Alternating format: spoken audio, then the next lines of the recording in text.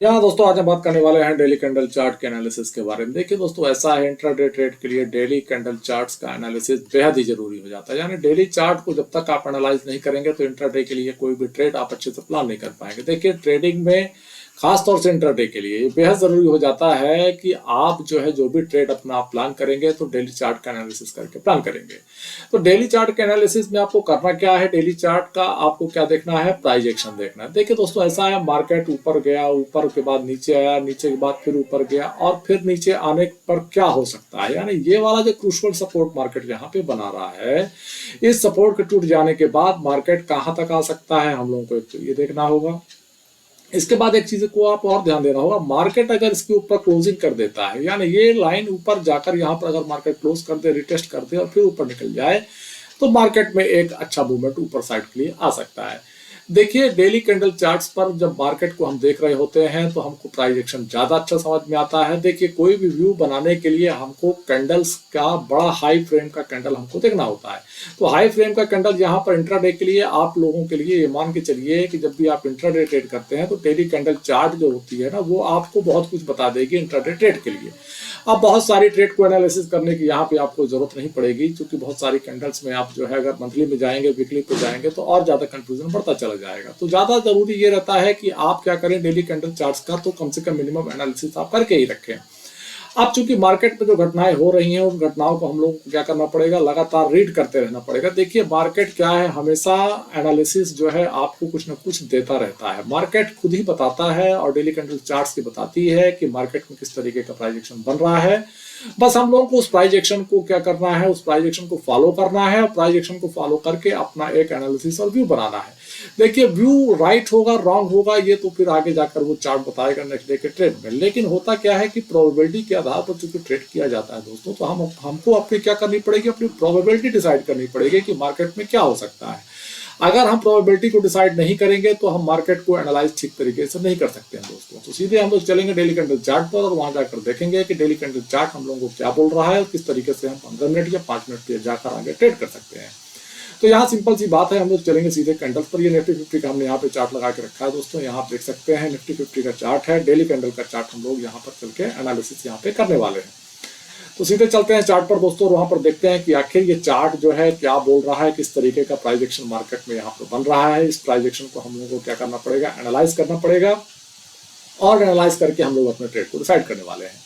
तो यहाँ पर आप लोग देखिए दोस्तों कि मार्केट जो है, देखिए यहाँ से मार्केट कहाँ गया, ऊपर गया, ठीक है। ऊपर जाने के बाद मार्केट नीचे आता है, नीचे आने के बाद मार्केट फिर ऊपर जाने की कोशिश कर रहा है। अब आप सोचिए कि मार्केट अगर नीचे अब आया, यहाँ से ये जो इंपॉर्टेंट सपोर्ट मार्केट ने यहाँ पर लेकर रखा हुआ है, जिसको आप क्या कह सकते हैं 19,600 का जो सपोर्ट मार्केट का है ना, यानी 19,600 का क्रूशियल सपोर्ट मार्केट ने यहाँ पर बना लिया है। ब्रेक ऑफ स्ट्रक्चर यहाँ पर अब हो जाने वाला है, समझिएगा बात को। यहाँ पर मार्केट जैसे ही इसको तोड़ देगा इस लाइन को, तो मार्केट के लिए नए द्वार खुल जाएंगे नीचे जाने के लिए।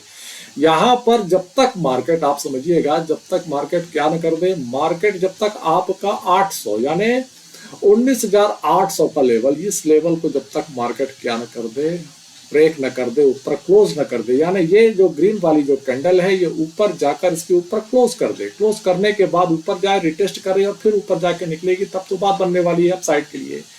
देखिए 800 को इसलिए सबसे ज्यादा सपोर्ट माना जा रहा है कि मार्केट इसके पहले, देखिए इस लाइन को जब यहां तक ले जाते हैं तो ये मार्केट क्या कर रहा है, इस 800 के इस लेवल को, जिसको आप चेक करेंगे अगर, तो ये 800 को लगभग लेवल निकल के आएगा। यानी 800 830 के आसपास का ये लेवल है, मोटी मोटा आप राउंड फिगर आप उठाते हैं तो इस 800 के लेवल को आप यहाँ पे उठा सकते हैं। 820-30 820-30 इस रेंज पे आ रहा है, ठीक है ना। अब हम लोग को करना क्या है, हम लोग को ये एनालाइज करना है कि मार्केट में जो घटनाएं अब होने वाली हैं, तो अगर मार्केट, देखिए प्राइस एक्शन को प्रिडिक्ट करना है, प्राइस एक्शन को प्रिडिक्ट करना है, मार्केट ऊपर जा रहा है तो ऊपर कहां तक जाएगा और कहां से मार्केट एक्शन लेगा, तो उस एक्शन में क्या प्राइस एक्शन बनने वाला है, ये हम लोग को यहाँ पर समझने की वाली बात है दोस्तों। अब चूंकि मार्केट क्या कर रहा है, अब आप देखिएगा यहाँ पर मार्केट ने क्या किया, यहाँ पर आया, ऊपर गया, ऊपर जाने के बाद ये जो प्राइस एक्शन मार्केट यहाँ बना रहा है, ये प्राइस एक्शन देखिए दोस्तों, ये रिटेस्टिंग का प्राइस एक्शन मार्केट यहाँ पे बना रहा है। मार्केट अपने इस क्रूशियल लेवल को रिटेस्ट करने जा सकता है, जो कि क्रूशियल लेवल क्या है 19,800 का, यानी 19,800 के लेवल को मार्केट रिटेस्ट कर सकता है। 15 मिनट के चार्ट पर अगर आप जाकर देखेंगे तो वहां मार्केट आपको ये लग रहा है कि मार्केट वहां से ऊपर जा रहा है, अच्छा ट्रेड ऊपर के लिए वहां दिखा रहा है, लेकिन अच्छा ट्रेड वहां दिख जरूर रहा है, लेकिन 19,800 के ऊपर जब तक मार्केट निकल नहीं जाता है तब तक मार्केट को आप ये मत मानिए कि वो मार्केट जो है आपके फेवर में जाने वाला है ना। मानिए मार्केट वहां पे जब तक 19,800 को ब्रेक करके ना निकल जाए, ऊपर क्लोज ना कर दे, तब तक मार्केट को आप ऊपर साइड के लिए प्रोडिक्ट नहीं कर सकते हैं, क्योंकि डेली कैंडल चार्ट तो ये बता रही है कि मार्केट रिटेस्टिंग करने यहां तक जा सकता है 19,800। अब 19,800 को रिटेस्ट करके मार्केट अगर नीचे आया, नीचे आने के बाद अगर मार्केट ने 19,600 के लेवल को तोड़ा, 19,600 के लेवल को मैं क्यों कह रहा हूं दोस्तों, 19,600 का लेवल इंपॉर्टेंट क्यों हो जाता है, इसके पीछे का आपको लॉजिक समझना पड़ेगा। कि देखिए ये 19,600 के लेवल को मार्केट ने यहाँ पर क्या किया था, आप अगर गौर करेंगे बहुत अच्छे तरीके से, अगर आप सोचेंगे तो मार्केट को आप जब देख रहे हैं तो यहाँ देखिए ये जो बड़ी कैंडल से मार्केट ने यहाँ पर ब्रेक किया था ना, यहाँ पे इस बड़ी कैंडल को आप समझिएगा, यहां पर मार्केट ने क्या किया है, ये देखिए बड़ी कैंडल्स के साथ मार्केट ने ब्रेक किया। ये लेवल लगभग 19,000 आपको 600 का लेवल ये वाला मार्केट यहाँ पे दिखा रहा है। ये 19,600 का जो लेवल आपको दिख रहा है ना, यही मार्केट इसको क्या कर रहा है, ऊपर से आकर यहाँ पर मार्केट क्या होल्ड कर रहा है अपने आप को। देखिएगा ये जो लेवल है मार्केट का, देखिए ये लेवल मार्केट यहाँ पे मार्केट क्या कर रहा है, अपने आप को होल्ड कर रहा है, ठीक है, और यहां से ऊपर जाने की कोशिश कर रहा है। तो ऊपर जाने की कोशिश इसकी कामयाब तभी हो सकती है जब ये 19,800 के ऊपर यहाँ कहीं जाकर क्लोज कर दे, इस रेंज पे क्लोज कर देगा, तब फिर ये जो ऊपर से जो मार्केट में यहाँ सेलिंग हुई है,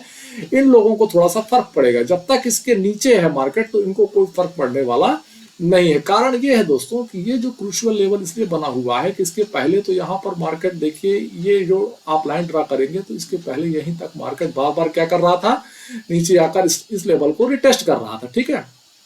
फिर ये ब्रेक हुआ था तो मार्केट नीचे आ गया था, फिर ऊपर गया, इसको टेस्ट किया, फिर ब्रेक किया और इसी लेवल को टेस्ट कर रहा था। देखिए यहाँ पर इस लेवल को यहाँ नीचे टेस्ट कर रहा था, इसलिए ये वाली लाइन इंपॉर्टेंट हो जाती है। और ऊपर बार बार इसने यहाँ पर रिटेस्ट किया था, इसलिए भी ये वाली लाइन इंपॉर्टेंट हो जाती है। फिर इसके बाद अगर आप देखेंगे तो मार्केट जब ऊपर से नीचे आया है तो यही लेवल लगभग 50% का क्या बन रहा है, रिटेस्टिंग का एरिया बन रहा है। तो ये लेवल क्या है, मार्केट का 50% की रिटेस्टिंग है। इसके ऊपर अगर मार्केट क्लोज कर देगा यहाँ कहीं तो फिर ये मान के चलिए इनको थोड़ा सा दिक्कत होने लगेगी यहाँ पर जो सेलिंग हुई है। तो मार्केट में अब हम लोग को क्या करना है, ये हमने व्यू बनाया कि मार्केट 19,800 के ऊपर क्लोज कर देगा तो ऊपर साइड जाकर फिर नीचे रिटेस्ट करने आएगा 800 को, और फिर क्या करेगा, इस तरीके से मार्केट ऊपर जाएगा। नीचे के लिए ये बात बन रही है कि मार्केट अगर 800 को रिटेस्ट करके अगर नीचे की तरफ मार्केट अगर आना शुरू करता है और अगर इस 600 के लेवल को ब्रेक कर देगा तो फिर ये मान के चलिए नीचे के दरवाजे मार्केट क्या कर देगा, खोल देगा, जो कि कहां तक आने वाले हैं, 19,200 के आसपास मार्केट आपका यहाँ पहुंच जाने वाला है। यानी यहाँ आप देखेंगे तो ये लेवल जो आ रहा है 19,250 का लेवल मार्केट क्या है, दरवाजे खोल देगा अगर इसने क्या किया, 19,600 को ब्रेक किया। तो अब आप 15 मिनट के चार्ट में जब चलेंगे और 15 मिनट के चार्ट पर जब आप चल के वहां पर एनालाइज करेंगे तो आप वहां पर ये देखेंगे कि मार्केट यहाँ पर आया है, मार्केट यहाँ पे क्या है, बुलिश बना हुआ है। लेकिन आप एक चीज को समझिएगा, यहाँ जो मार्केट ये दिखा रहा है ना आपको, ये वाली कंडीशन, ये यहाँ पे आप धोखा मत खाइएगा, क्योंकि मार्केट वहां 19,800 को डेली कैंडल पे क्या करने जा रहा है, रिटेस्ट करने जा रहा है। आप समझिएगा रिटेस्ट कैसे करने जा रहा है, वहां पर क्रूशियल आपने देख लिया कि वहां पर क्रूशियल रेजिस्टेंस है वहां पर मार्केट का। अब यहाँ भी आप देखेंगे तो इस लेवल पर आप देखेंगे कि मार्केट का क्या है, इस लेवल पर मार्केट का क्या है, रेजिस्टेंस है। डेली कैंडल चार्ट का आपने एनालिसिस कर लिया। अब यहाँ पर रेजिस्टेंस क्यों है कि मार्केट नीचे आता है, इसको टेस्ट करने की कोशिश करता है, फिर यहाँ मार्केट नीचे आता है, फिर इसको टेस्ट करने की कोशिश करता है, फिर नीचे आता है ना, फिर ऊपर जाके इस तरीके से मार्केट यहाँ पर किया। तो अब आप देखेंगे कि 19,800 का यहाँ लेवल, ये जो है ये वाला लेवल, इसके ऊपर मार्केट अगर यहाँ निकलेगा तो इंट्राडे में जब आप 15 मिनट पे ट्रेड करेंगे तो ये मार्केट जब ऊपर निकल के क्लोज करेगा कैंडल, तब फिर ये जाकर कहाँ तक जा सकता है, इस लेवल तक जा सकता है, ये वाले लेवल तक, ठीक है ना। ये आपके इंट्राडे ट्रेड के लिए है। अब होना ये है कि अगर मान लीजिए इस लेवल को रिटेस्ट किया और या यहाँ कहीं अगर ओपनिंग हुई और मार्केट अगर नीचे आना शुरू किया यहाँ से, तो फिर वो वहां पर जो आपने डेली कैंडल चार्ट पर जो एनालिसिस करी है, तो वो एनालिसिस ये मान के चलिए कि इस लेवल को जब तोड़ेगा, यानी 600 का लेवल मार्केट जब तोड़ेगा, यहाँ आप देख रहे हैं ये 600 का लेवल मार्केट जैसे ही ब्रेक कर देगा, तो फिर आपको जो दरवाजे खुलेंगे 19,250 की तरफ मार्केट अपनी दिशा ले लेगा, यानी मार्केट यहाँ से फिर थोड़ा सा बेयरिश हो जाने वाला है, ठीक है ना। तो देखिए, जब भी आप ट्रेड करेंगे तो मार्केट की ओपनिंग नेक्स्ट डे जो होने वाली होती है, वो हमेशा क्या करती है, आपके ट्रेड को प्रभावित करेगी, आपके प्लान को प्रभावित कर देगी। अब आप देखिए, ये है आपका 19,800 का लेवल है, ठीक है, और ये रहा आपका 19,600 का लेवल है, जहां पर मार्केट क्या कर रहा है, बार बार आके अपना सपोर्ट ले रहा है यहाँ पे, ठीक है ना। ये 19,600 का लेवल है मार्केट का, ठीक है। अब आप देखिए, मार्केट की जो ओपनिंग है वो बहुत मायने रखती है। मार्केट की ओपनिंग अगर इसी रेंज में होती है, ठीक है ना, इसी रेंज में अगर मान लीजिए यहाँ ऊपर मार्केट जाता है, यहाँ पे ऊपर जाने के बाद अगर इसको ब्रेक करता है, ठीक है ना, यहाँ ओपनिंग हो जाए, कुछ देर यहाँ पे टाइम पास करे, यहाँ पे टाइम पास करने के बाद इसको ब्रेक करेगा, और ये 800 का लेवल है, समझिएगा। इस 800 के लेवल को मार्केट तोड़ देगा, तो जो सेलर्स ने जो मार्केट को सेल करके रखा है, उनका 50% का एरिया टूट जाने वाला है। डेली कैंडल चार्ट्स पर मैंने अभी आपको बताया है। तो वो एरिया जब वहां पे टूट जाएगा, तो जो सेलर्स हैं वो कहीं ना कहीं अपने आप को कमजोर फील करने लगेंगे, और वो अपनी पोजीशन से प्रॉफिट बुक करना शुरू कर देंगे। फिर कारण ये होता है ना कि मार्केट 50% के एरिया को तोड़कर जब भी ऊपर की ओर निकलना शुरू करता है, तो प्रॉफिट बुकिंग वहां उनकी आना शुरू हो जाती है, ठीक है ना। तो मार्केट क्या कर लेता है, एक मूव अपसाइड के लिए ले लेता है। पर हम लोगों को ध्यान ये देना है कि मार्केट अगर यहाँ मान लीजिए नीचे कहीं यहाँ ओपन होता है, नीचे ओपन होने के बाद नीचे आता है, यहाँ पर टाइम पास करके अगर इसको ब्रेक कर देता है, इस एरिया को अगर ब्रेक कर देता है 600 वाले एरिया को, ठीक है ना, इस एरिया को ब्रेक करेगा, तो फिर मार्केट कहाँ चला जाएगा, 250 का रास्ता खुल जाएगा, 19,250 का रास्ता यहाँ पे खुल जाने वाला है। तो कहने का मतलब ये है कि जब भी आप इंट्राडे ट्रेड कर रहे होते हैं, तो डेली कैंडल चार्ट्स पर आप अपना पहले एनालिसिस कर लें, वहां के प्राइस एक्शन को आपको रीड करना पड़ेगा। जो भी प्राइस एक्शन वहां बन रहा है, उस प्राइस एक्शन को आप क्या करेंगे, अच्छे से पहले रीड कर लेंगे, और रीड करने के बाद आपको क्या अपने ट्रेड का प्लान बना के रखना है। फिर इसके बाद सबसे बड़ी चीज यही हो जाती है, जो मैंने बताया ना, कि ओपनिंग को आपको विशेष रूप से देखना पड़ेगा। ओपनिंग कहाँ पे हो रही है, ओपनिंग ज्यादातर एक चीज आप समझ लीजिए, अगर रेजिस्टेंस और सपोर्ट के बीच में मार्केट क्या करता है, ओपन करता है, तो चांसेस ये रहते हैं कि ये यहीं पर मार्केट घूम के क्लोज कर देगा, क्योंकि उसमें क्या होता है, फर्क नहीं पड़ने वाला है सेलर्स को। लेकिन आप एक चीज समझिए, मार्केट यहां पर नीचे आया, नीचे आने के बाद बाइंग पे चला गया, लेकिन अगर मार्केट मान लीजिए ये जो सपोर्ट एरिया था ना, इसके नीचे अगर मार्केट यहाँ पर ओपन हो गया, तो फिर इनकी क्या होगी, इन्होंने जो बाइंग करी है, ये पैनिक में क्या करेंगे, अपनी पोजीशन को स्क्वायर ऑफ करेंगे बायर्स यहाँ पे जो है, और जब स्क्वायर ऑफ करेंगे तो मार्केट यहाँ से फिर तेजी से नीचे आता है। कारण ये है कि इनको पैनिक हो गया ना, इन्होंने जो बाइंग करी है, इनको पैनिक हो गया, मार्केट गैप डाउन खुल गया। इतना बड़ा गैप डाउन अगर मार्केट खोल देता है ना, यानी 600 के आसपास या 600 के नीचे अगर मार्केट ने गैप डाउन ओपनिंग कर दी, तो फिर ये मान के चलिए यहाँ पे पैनिक हो जाने वाला है, क्योंकि इन्होंने जो यहाँ पर बायर्स ये गए हैं, ये अपनी पोजीशन को स्क्वायर ऑफ करेंगे, और यही मार्केट को तेजी से नीचे लाने का काम करेगा।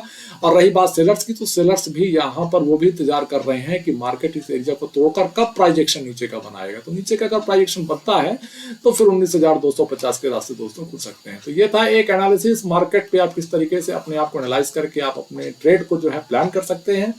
देखिए, ऐसा हो ये जरूरी नहीं है, लेकिन देखिए प्रोबेबिलिटी तो आपको अपनी बनानी पड़ेगी ना, आपको अपना जो है प्लान आपको बनाना पड़ेगा। उस प्लान के अनुसार आपको क्या करना पड़ेगा, पहले से तैयारी करके रखनी पड़ेगी कि मार्केट कहां पर क्या कर सकता है, तो आप क्या करने वाले हैं, ये चीज आपको डिसाइड करके रखनी पड़ेगी।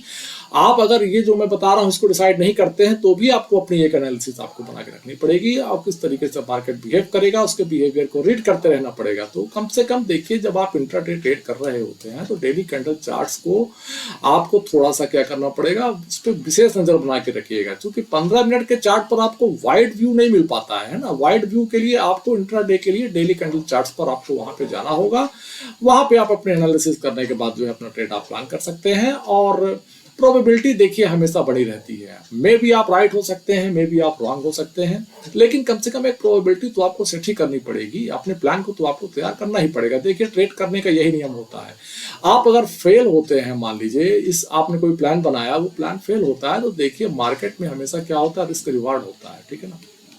आपने एक क्या किया, प्रोबेबिलिटी के आधार पर आपने कोई भी ट्रेड प्लान किया, और उसमें आपने अपना एक रिवॉर्ड सेट किया। देखिए, ये रिस्क जो होता है, यही तो स्टॉप लॉस होता है, यानी ये एसएल भी होता है, ठीक है ना। तो ये एसएल इसलिए मार्केट में बना हुआ है कि अगर आप रॉन्ग होते हैं किसी कारणवश से, आपकी प्रोबेबिलिटी के अनुसार मार्केट ने अगर रिएक्ट नहीं किया है, तो फिर आप क्या करेंगे, आप अपने एसएल को लेंगे।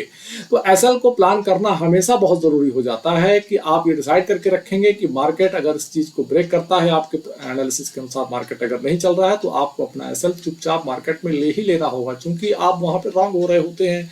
अगर आप टिके रहेंगे तो फिर बड़ा नुकसान हो जाता है। तो जब भी आप प्रोबेबिलिटी के आधार पर कोई ट्रेड प्लान करते हैं, तो वहां पर आपको अपना रिस्क और रिवार्ड दोनों सेट करना पड़ेगा और अपने एसएल को जरूर प्लान करके रखना पड़ेगा। क्योंकि देखिए मार्केट क्या होता है, सुप्रीम होता है, वो जो डिसाइड करता है वो सबको मानना ही पड़ेगा, इसके अलावा कोई दूसरा रास्ता नहीं होता है दोस्तों, है ना।